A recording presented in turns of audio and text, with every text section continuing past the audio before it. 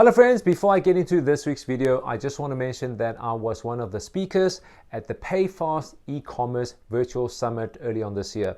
And I want to take this opportunity to say a big thank you to all of you that watched my talk. I also want to say thank you to all my new subscribers to this channel, and I hope that I continue to give you value and practical tips from my videos every week. Finally, to everybody that has downloaded my ebook, Refuse to be Boring, because boring does not sell. Thank you again for downloading it.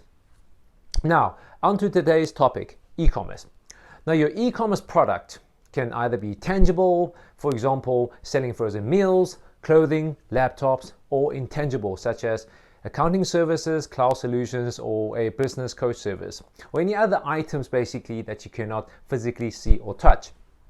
Now, regardless of what you're selling in e-commerce, one of the basic ingredients that you should pay attention to is your website.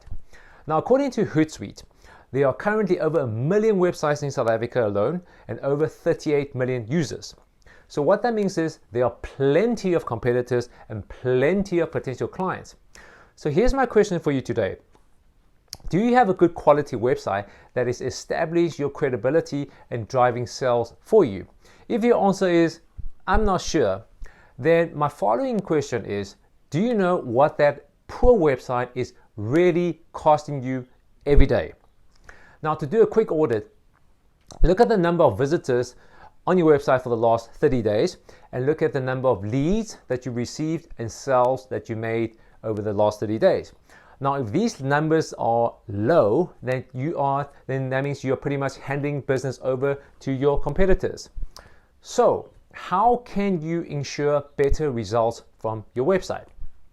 I believe there are 4 common mistakes that most businesses make. Number 1, your website content is focused on how amazing you are rather than showing how you're solving your client's problem. Simply put, no pain, no action. People will spend money if you can solve an expensive problem for them. Number 2, your website is passive or have absolutely no call to action. It is always better to give people a clear, direct, and compelling call to action. As an example, sign up for the newsletter and receive 10% off your purchase, or book an obligation-free discovery call. Number 3, your website has way too much content and copy. Just remember, pretty please, people scan websites. They don't read websites. Unless, of course, you're on Wikipedia looking for information and falling down the Wikipedia rabbit hole. Finally, number 4, the overuse of insider language. In other words, there's an overuse of industry jargon.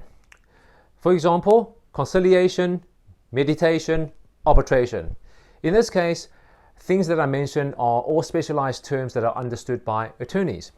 But for somebody that doesn't have a law background, they most likely will struggle to understand the full meaning of everything I just said now.